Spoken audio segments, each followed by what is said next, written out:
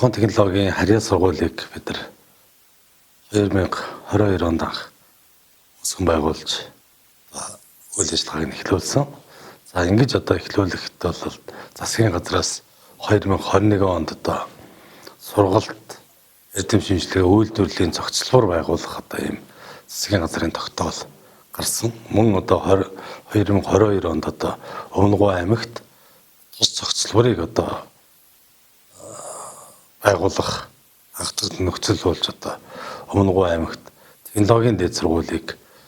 үүсгэн байгуулах засгийн газрын тогтоол гарсан байдаг. За үүнтэй холбогдуулан бас Өмнөгов аймгийн одоо засаг даргын 2020-с 2024 оны одоо үйл ажиллагааны нутгийн ишиг хөтөлбөрийн хүрээнд Өмнөгов аймагт улсын ихтэй сургуулийн одоо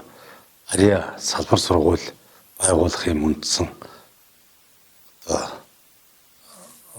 хөтөлбөрт үндсэн ийм зүйл заалт тусч өгсөн байдаг. Ингээд одоо засгийн газрын хэмжээнд аймаг орон нутгийн хэмжээнд одоо эрх зүйн одоо бичиг баримтууд иж бүрэн бүрдсэний хүрээнд Өмнөгов аймагт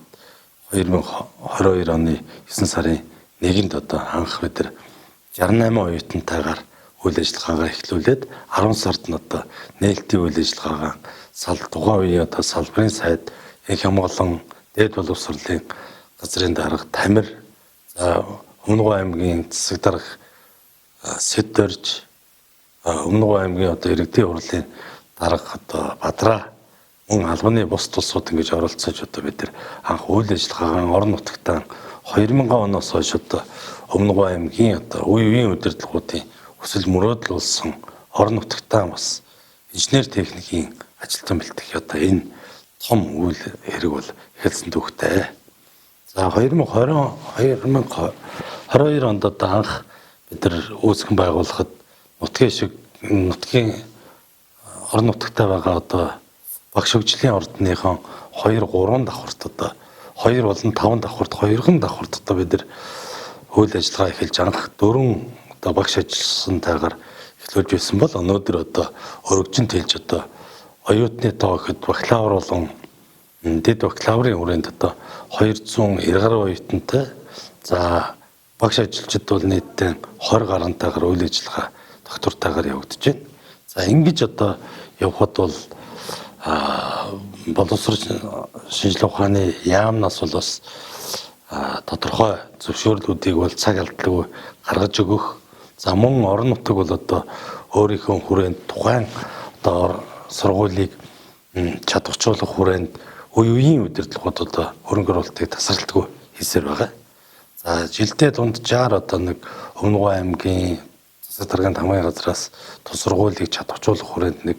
700-аас 800 сая төгрөгийн хөрөнгө оруулалт бол доктортойгоор орж байгаа.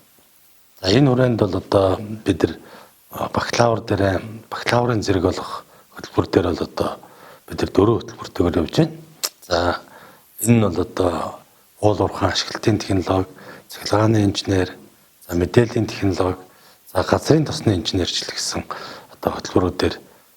бакалаврын түвшинд бэлдэж байна. За мөн дэд бакалаврын түвшинд бол бид нар барилгын инженер,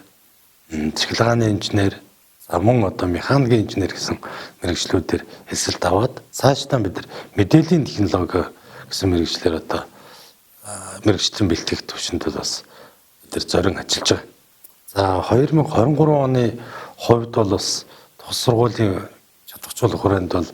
боловсрол шинжилгээ ухааны яамнаас бол бас тогтоол гарсан байдаг. Энэ нь бол одоо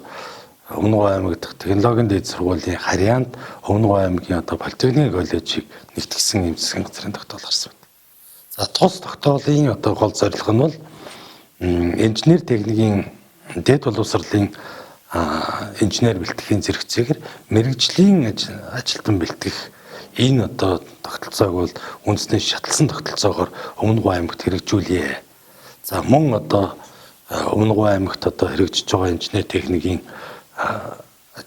инженер техникийн ажилтан бэлтгэх тогтолцоог бол цаашдаа өргөжүүлэн дэлж одоо уул уурхайн хөгжлийн 2 дугаар үе шат руу одоо оюутлага, эрдэнэс тавталгаа, орон нутгийн тавталгаа, МАК өсгцөөс гэсэн одоо энэ уулуурхаан төслүүд бол одоо уулуурхаан хөгжлөг 2 дугаар үе шат руу орж ийн гэж бас эрдэмтэн судлаачид үзээд байгаа.